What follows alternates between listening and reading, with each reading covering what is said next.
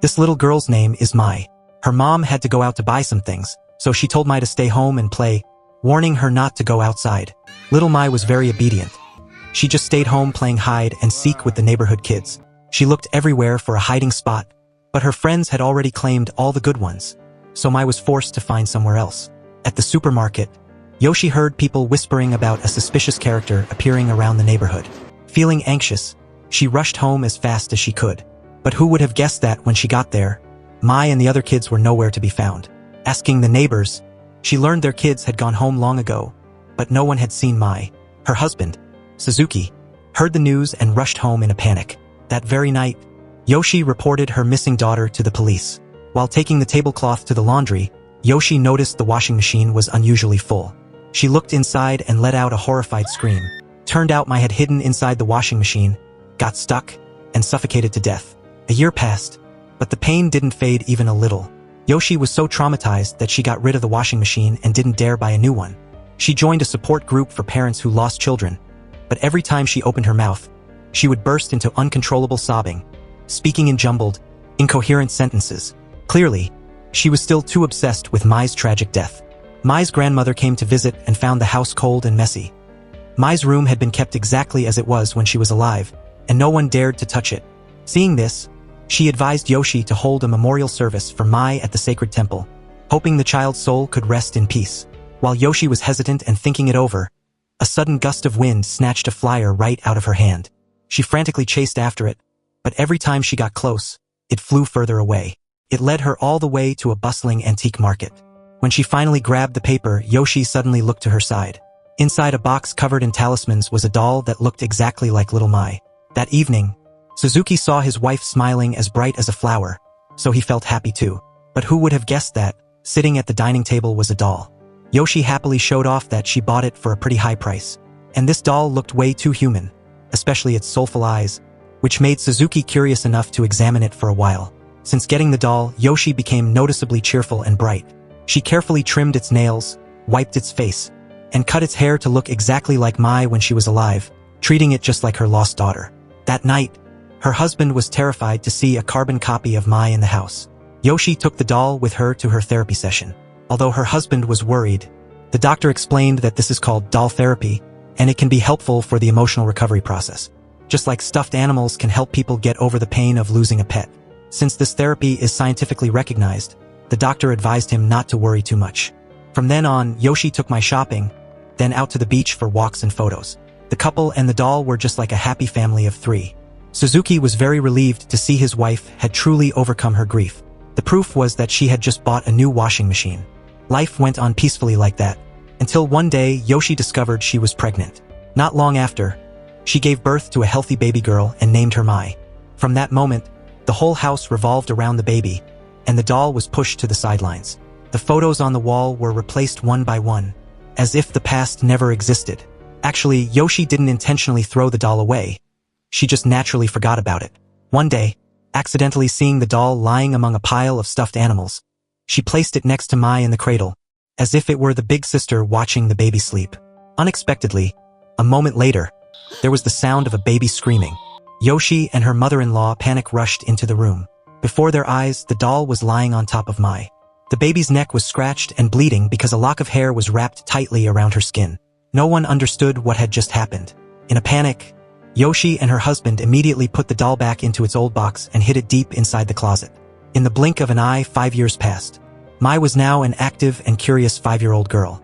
While looking for a lost marble, she crawled into the closet and accidentally found the doll stored inside.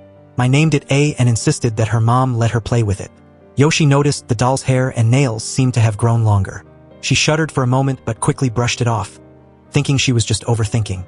But from then on, strange things began to appear. Yoshi saw little Mai often talking to A, but she kept it a secret and wouldn't tell her mother. One night, Mai quietly crawled into bed next to her mother, complaining that it hurt her, so she couldn't sleep. She said the doll was jealous of her. It told her it wasn't fair that only she got to be loved. Yoshi brushed it off as just a child's imagination. She coaxed Mai back to bed and then placed the doll up on a high shelf so her daughter could sleep peacefully. The next day, Mai invited her classmate Rina over to play, bragging that she had a doll that could talk. Rina didn't believe her and twisted the doll's arm to see if it would cry out in pain, making Mai visibly angry. Suddenly, Rena screamed and ran out to tell her mom. Bright red bite marks were clearly visible on the little girl's arm. Mai claimed it did it, but Yoshi didn't believe her and forced her to apologize to her friend. Luckily, Rena's mom didn't make a big fuss about it. The next day, Mai asked her mom to play hide and seek, but Yoshi said she was busy organizing photos of Mai's older sister, so Mai threw a tantrum and stomped off. A while later, Yoshi went into Mai's room and found the old photos of the first Mai, but in all of them, Mai's face had been scribbled out with black marker. Mai blamed Ai again, but her mom didn't buy it and even scolded Mai for lying. In the struggle, Mai got so angry that she bit her mother's arm. At school, the teacher also reassured Yoshi that this was just imagination or pretend play, which is common for kids at this age. But she showed Yoshi some bizarre drawings Mai had made, which the little girl claimed I told her to draw. The twisted images sent a chill down Yoshi's spine. One drawing showed two people hanging by their necks, and another looked like a baby boiling in a pot of water. That night, in a daze, Yoshi felt someone crawl into bed next to her. At first, she thought it was her daughter, but when she opened her eyes, she jumped in shock. Lying next to her wasn't Mai, it was the doll. From that moment, Yoshi started to genuinely fear the doll, but Suzuki thought his wife was just being paranoid. He said maybe Mai was just being mischievous and put it on the bed. After sending Mai off on the school bus, Yoshi returned home, immediately stuffed the doll into a bag, and took it out to throw in the dumpster. But unexpectedly, just a short while later, she saw it lying right there in the house. Terrified and desperate, Yoshi lost control and rushed in, smashing the doll repeatedly. When she turned around, she saw the doll sitting in the room looking out, while Mai lay unconscious from her beating. Just then, she jolted awake. Turned out it was just a nightmare, but the freezing feeling still clung to her. She opened the door and discovered the doll lying right in front of the house. It turned out someone had returned it because she had disposed of bulky waste against regulations. Yoshi immediately grabbed the doll and ran straight to the garbage truck, begging them to take it away for her. A moment later, the trash was fed into the compactor. A worker noticed the doll had fallen on the ground, so he picked it up and threw it into the machine. Not long after, the piercing sound of an ambulance siren rang out, and a bad feeling rose in her gut. Yoshi rushed out to look and learned that the garbage collector had been pulled into the compactor. Luckily, he didn't lose his life. Right after that, Mai sulkily walked out of the trash, hugging the doll. Yoshi watched a video recording and claimed the doll had been talking to Mai, but her husband only saw Mai talking to the doll by herself. He began to think that Yoshi was the unstable one. The next day, just after Yoshi took her sedative, Mai demanded to play hide and seek. Catching a glimpse of her daughter running into the room, Yoshi followed. On the bed was a pile of blankets heaving up and down as if someone was hiding inside. She flipped the blanket, but Mai wasn't there. When she bent down to look under the bed, Mai suddenly jumped down and dashed away. Yoshi chased after her and saw the little girl crawl into the washing machine. This dragged her right back to the horrific memory from years ago. She held her breath and peered inside the machine. Suddenly, a ferocious face lunged out to grab her. In a panic, she shoved it to the ground. When she regained her senses, she realized it was little Mai screaming in pain. Thankfully, the wound on Mai's head wasn't too serious. While Yoshi was taken for psychological counseling, the doctor asked Suzuki if his wife had shown any unusual behavior recently. Then he showed Suzuki the red scratch marks etched on Mai's back. Suzuki asked Mai who did this, but the little girl was too scared to say. Suzuki started to get truly worried. He decided to have Yoshi admitted to the hospital for treatment for a while to stabilize her mental state. Mai was sent to stay at her grandmother's house temporarily. Yoshi went into a total panic when she learned her daughter had taken the doll with her to grandma's. Suzuki had to comfort her for a while before she could calm down. Even so, she still begged her husband to take the doll to the temple for a ritual cremation. Suzuki contacted the temple immediately, but they reported that their schedule was full for this month and scheduled it for next month instead. Suzuki took a picture of the box containing the doll and sent it to the temple. By chance, he noticed the inscription carved on the box. "This is the doll J, daughter of Mr. Kokichi Yasumoto." Suzuki went online to do some research and found out that Kokichi Yasumoto was a doll artisan famous nearly 100 years ago, and J was the doll he cherished the most. Right at that moment, someone from the temple called in a panic, saying they had to cremate the doll tomorrow because it was extremely dangerous. Tomorrow morning, they would come personally to take it away. Suzuki found a video from a YouTuber group called the Paranormal Commando Squad. In the clip, they recounted that back then, the artisan Kokichi's daughter, named Jay, had mysteriously disappeared. Afterward, his wife started believing that Jay's beloved doll was actually her daughter. When she passed away, the doll was buried with her in the coffin. Rumor has it that it crawled out of the grave on its own and is wandering around looking for a new owner. The YouTuber group excitedly flocked to the artisan Kokichi's home island to hunt for the living doll. But the result of several hours of searching was absolutely nothing. That night, Grandma put Mai to bed and then went to the outer room to watch TV. But who would have guessed, a while later, she felt Mai had woken up at some point, and the little girl jumped onto her back. She intended to carry Mai back to bed. But shockingly, she saw Mai sleeping in the bed. At that moment, she realized what was clinging to her back.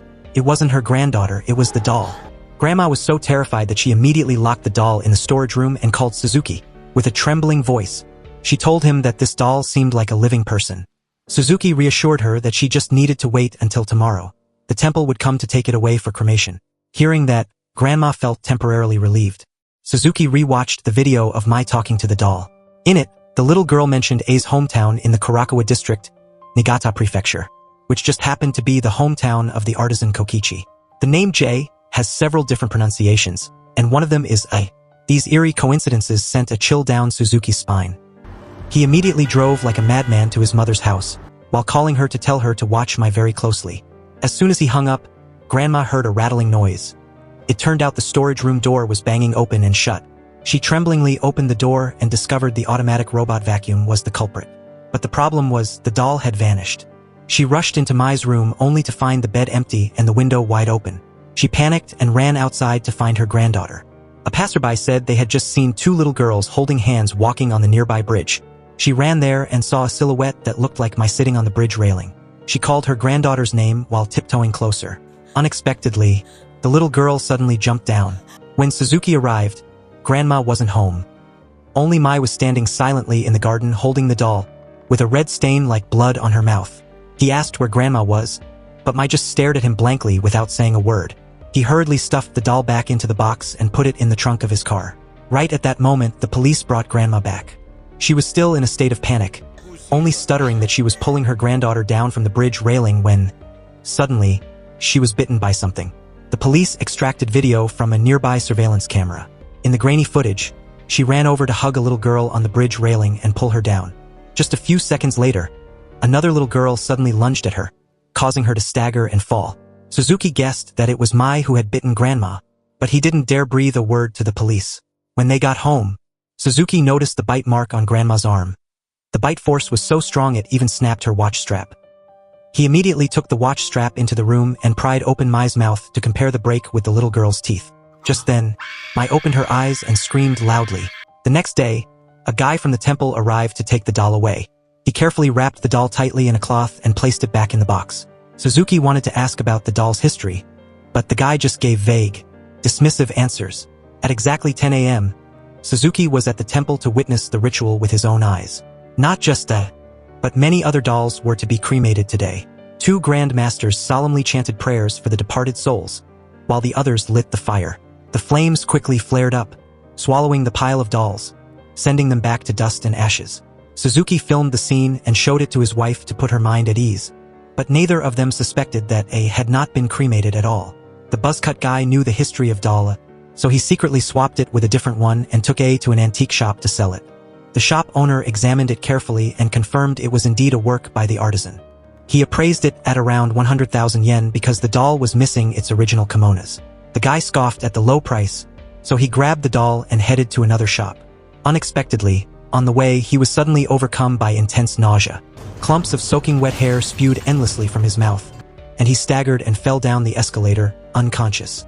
The box containing the doll fell with him and shattered into pieces. The buzzcut guy was rushed to the emergency room at the very hospital where Suzuki worked. Right after that, the head monk personally brought the doll back to Suzuki. He confessed everything and apologized for being helpless against this doll, then advised him to seek out a doll purification expert. Desperate, Suzuki contacted the expert the head monk recommended. As soon as he heard the story, the expert immediately told him to put the doll in a box and absolutely not touch it.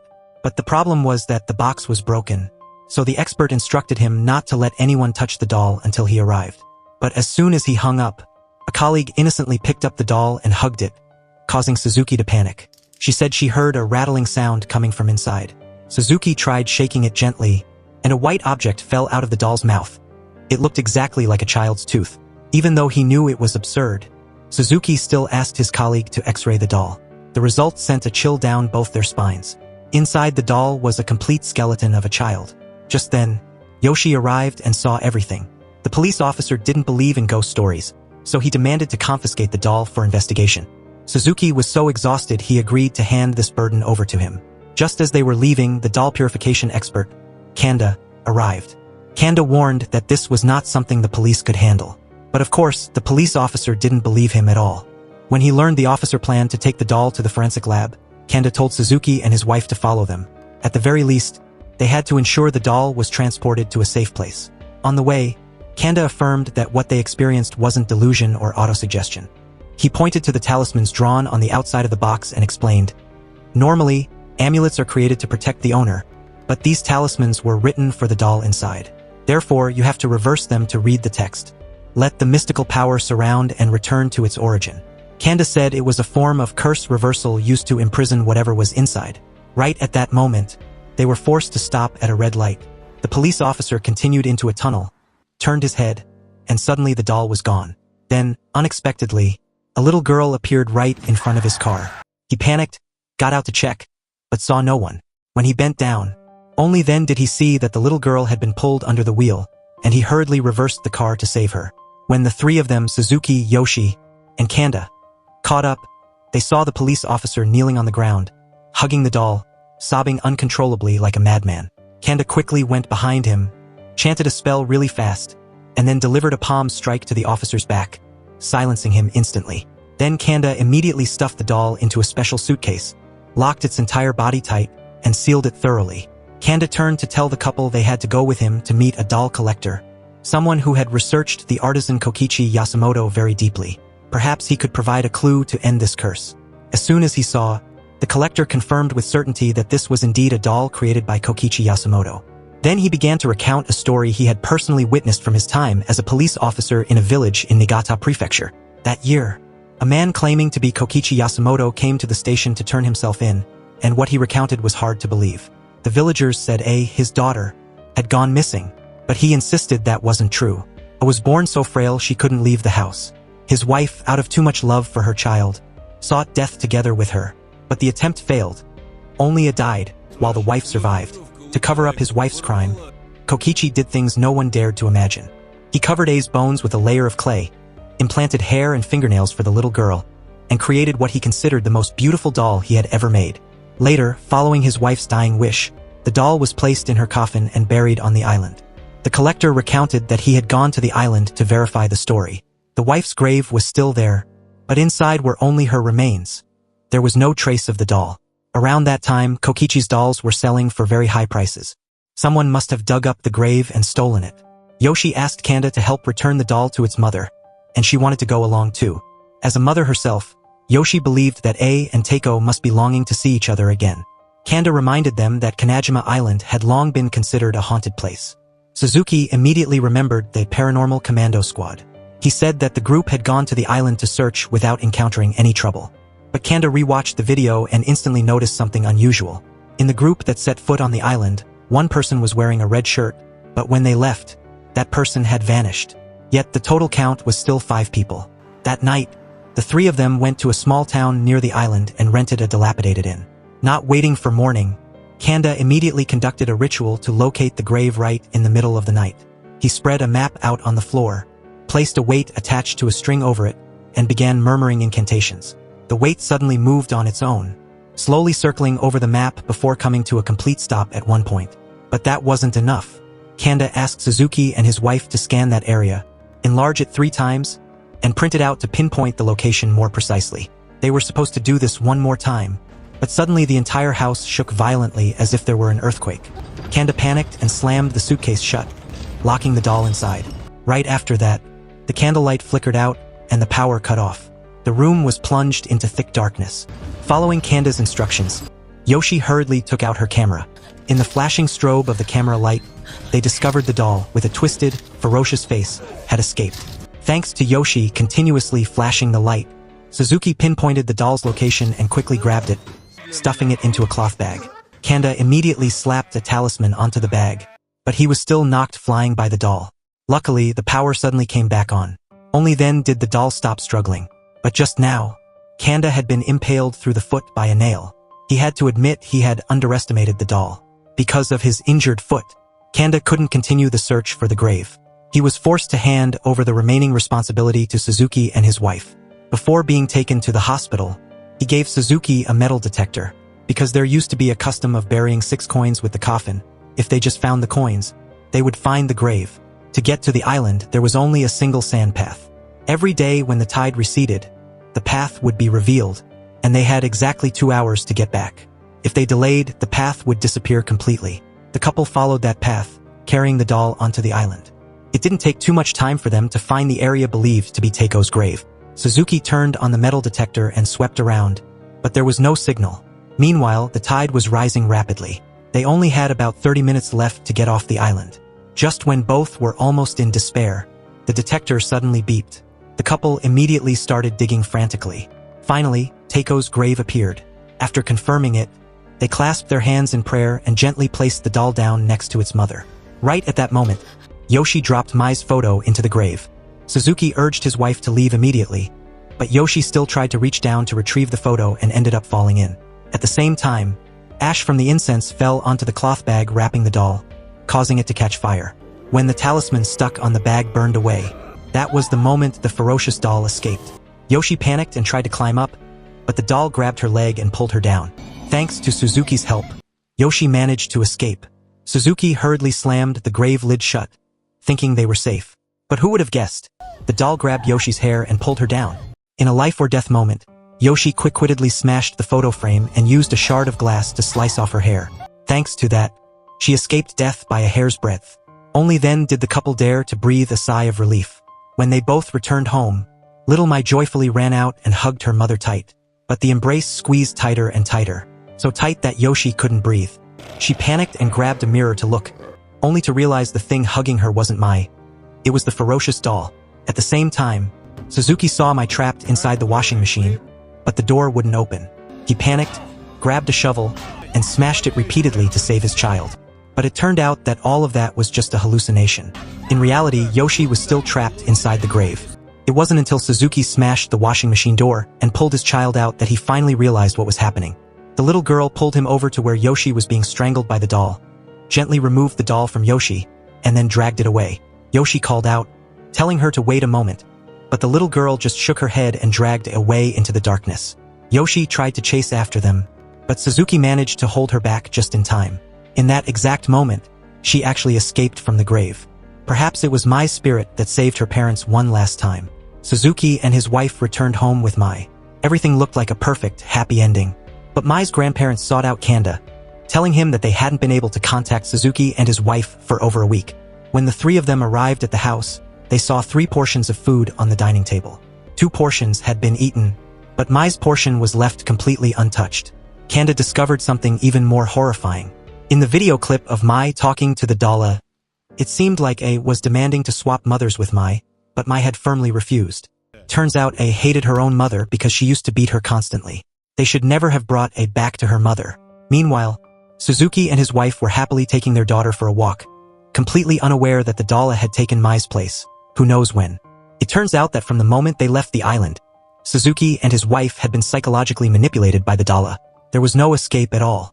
They are living in a happy delusion with a fake daughter, while the fate of the real Mai remains unknown. See you guys in the next videos.